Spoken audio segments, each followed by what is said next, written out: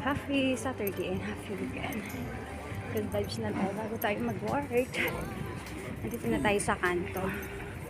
So, pwede ba tayo upo muna ng 5 minutes kasi naglakad ako.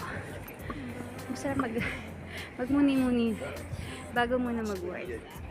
Nasa tapat tayo ng Victoria's Secret. And then dyan lang yung work natin, dyan sa may bata na yan. Ayan, konting upo muna bago tayo rumakit. Dahil magmamadali tayo. Dahil 10:30 yung pasok natin. O diba, magta-tramvia lang ako, 2 bus stop. No, 2 tramvia stop lang ako, hindi bus. Sorry naman. Tao lang, nagkakamali din. Sorry guys. O sige na, vibes na lang. Good vibes lang talaga tayo. Bago tayo mag-work.